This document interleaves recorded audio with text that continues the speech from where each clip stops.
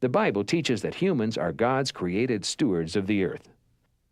God has designed the social life of humans in such a way that through the ownership of property, people are motivated to greater stewardship. On the basic level, the Christian worldview holds to an economic system that respects private property and a proper work ethic. Irving E. Howard wrote that the commandment, "Thou shalt not steal," is the clearest declaration of the right to private property in the Old Testament.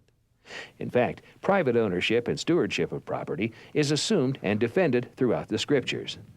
Biblically, we have the basis for an economic system that recognizes a right in individuals to own property, and ownership entails control, as we can learn from other parts of Scripture. For instance, one of the Israelites' kings at one time wanted a piece of property for doing sacrifice.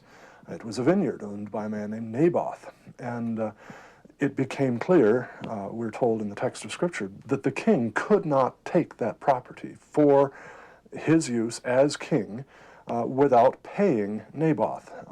Thus, Scripture affirms the right to private property even over against claims by the state. The Bible clearly calls for ownership of property.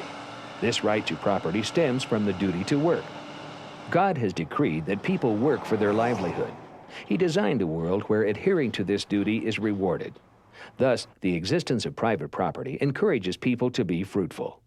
One of the reasons why the economies of heavily socialist states like the Soviet Union and Communist China and Cuba failed is because no one could be held accountable under those systems.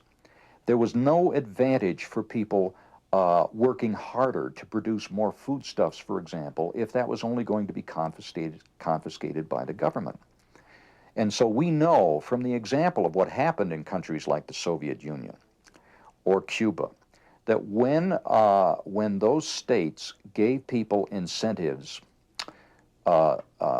so that if they grew more products than they were required to, or if they were given little plots of land, they always produced more foodstuffs on their private plots of land than they did on the communal farm. God is the creator of all things, but He has designed the world in such a way that humans are His stewards of it. God grants people private ownership of His creation, but people are accountable to Him for the way they use their property. Because of this, Christians have a duty to use their property wisely. Property is not intended to merely be hoarded or to simply be taken away. Rather, under the direction of God, humans are to work, be rewarded for their work, enjoy these rewards, and serve others as well. The marketplace has an inescapably civilizing effect upon those who want to participate in it. If, for example, you're a pharmacist and you want to make a living in pharmacy, you're going to have to do some things that maybe you don't like doing. You're going to have to go to work on time. You're going to have to offer your services and your products at a price that people can pay. You're going to have to be courteous, even to people that are irritating to you.